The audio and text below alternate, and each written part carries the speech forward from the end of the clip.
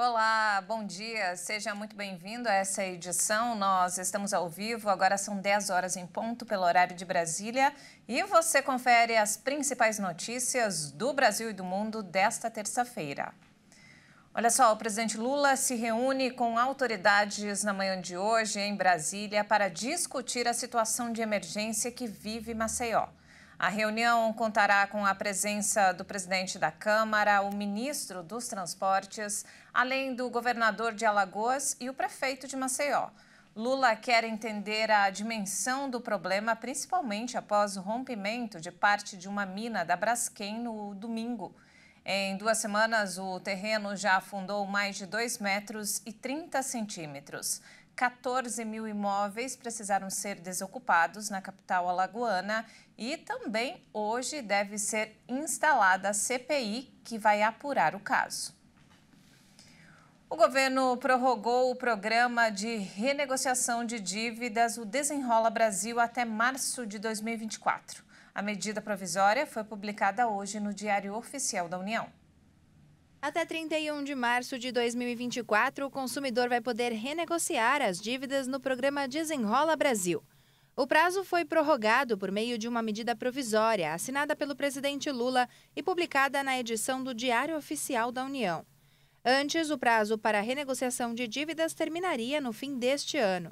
A intenção de prorrogar o programa já havia sido anunciada pelo secretário de Reformas Econômicas do Ministério da Fazenda, Marcos Barbosa Pinto. Uma portaria do Ministério da Fazenda publicada nesta terça-feira também alterou as regras referentes ao acesso ao sistema por meio da plataforma gov.br. Com isso, as contas de nível ouro ou prata podem fazer a renegociação para pagamento à vista ou parcelado. Já as contas de nível bronze podem acessar a plataforma de renegociação apenas para o pagamento da dívida à vista. Anteriormente, somente contas com certificação digital ouro ou prata estavam aptas a participarem do programa. O Desenrola oferece a renegociação de dívidas de até R$ 5 mil, que podem ser pagas à vista ou em até 60 parcelas, com juros de até 1,99% ao mês. Quem tem dívida entre R$ 5 mil e R$ 20 mil também pode ser beneficiado, fazendo novos acordos de pagamento diretamente nas instituições financeiras. Até o início deste mês, um balanço do Ministério da Fazenda apontou que o Desenrola possibilitou a renegociação de 29 bilhões de reais em dívidas, sendo que quase 11 milhões de pessoas foram diretamente beneficiadas. O presidente Lula vai enviar seu principal assessor em assuntos internacionais à reunião de mandatários na Venezuela e Guiana prevista para quinta-feira no Caribe para abordar as tensões pela disputa territorial da região do Essequibo. O primeiro-ministro de São Vicente e Granadinas, Ralph Gonçalves, convidou o presidente Lula no último sábado, a pedido do mandatário venezuelano Nicolás Maduro e do líder da Guiana, Irfan Ali. Mas, no lugar de Lula, é Celso Amorim quem vai viajar ao país caribenho para se juntar ao encontro entre Maduro e Ali, confirmou a Secretaria de Comunicação da Presidência da República nesta segunda-feira. A Secretaria de Comunicação não deu mais detalhes sobre a viagem de Amorim, nem explicou por que Lula não vai comparecer.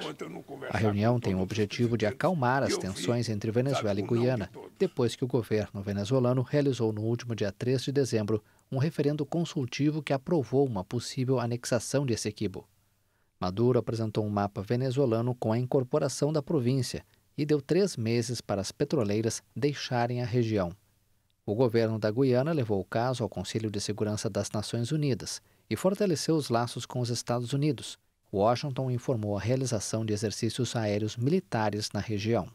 O presidente ucraniano Volodymyr Zelensky está em Washington para uma última tentativa de prorrogar a ajuda militar fornecida pelos Estados Unidos na guerra contra a Rússia. Congressistas republicanos bloquearam um novo pacote bilionário para fortalecer as tropas ucranianas. Zelensky declarou em coletiva de imprensa que Kiev conta com o apoio americano e que Putin precisa perder. Putin must lose. Putin tem que perder para que todos aqueles que veem a guerra da Rússia contra a Ucrânia como uma aula na chamada Universidade da Agressão recebam a mensagem em alto e bom som. Putin tem que perder. Os Estados Unidos são o principal aliado militar da Ucrânia na guerra contra a Rússia e já destinaram mais de 40 bilhões de dólares ao país de Zelensky. Mas o apoio de Washington está em perigo depois que o Congresso bloqueou um pacote de 106 bilhões de dólares, mais de 520 bilhões de reais, destinado principalmente a ajudar ucranianos e israelenses. A renovação dos fundos em questão, que podem se esgotar nas próximas semanas, foi bloqueada pelos congressistas conservadores, que condicionavam o pacote de ajuda à aprovação de reformas para diminuir a entrada ilegal de imigrantes na fronteira com o México. Zelensky se reúne com os líderes democrata e republicano do Senado, Chuck Schumer e Mitch McConnell, respectivamente, e com o novo presidente da Câmara de Representantes, o também republicano Mike Johnson, para tentar prorrogar a ajuda militar dos Estados Unidos. E olha só, o Conselho de Segurança da ONU se reúne hoje para negociar mais uma vez um cessar-fogo no conflito entre Israel e os terroristas do Hamas.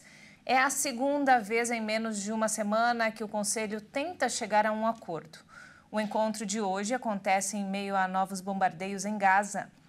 Agora, o exército israelense anunciou que vai criar um corredor na fronteira com Gaza para inspecionar caminhões e agilizar a entrada de ajuda humanitária. Ontem, terroristas do Hamas, que dominam a região, tomaram um caminhão de ajuda humanitária que havia acabado de entrar no território. Israel também diz estar pronto para negociar a libertação de mais reféns. E de volta ao Brasil, o tão famoso elevador Lacerda, que representa a arte e a cultura em Salvador, na Bahia, está completando 150 anos de história e serviço. Acompanhe. Com 150 anos de história, o elevador Lacerda, um dos principais pontos turísticos de Salvador, vai passar por obras de reforma e ampliação. O equipamento, que foi inaugurado em 1873 e ampliado em 1930, transporta diariamente cerca de 28 mil pessoas em uma viagem que dura cerca de 30 segundos, ligando a Cidade Baixa à Cidade Alta, na capital baiana. Agora, com um investimento de 7 milhões de reais, ele vai ganhar varandas na parte alta, um sistema renovável de ar-condicionado, além de pintura, reformulação nas áreas elétricas e mecânica. Também há novidade para quem utiliza o transporte todos os dias. Além das catracas já existentes, o elevador contará também com bilheterias. De acordo com a Prefeitura Municipal de Salvador, que administra o elevador, o valor de 15 centavos cobrado para transporte de passageiros permanecerá o mesmo. E não temos mais tempo, essa edição fica por aqui. Eu volto daqui a pouco às 11 horas da manhã com mais notícias do Brasil e do mundo. Até mais. Ótimo dia para você.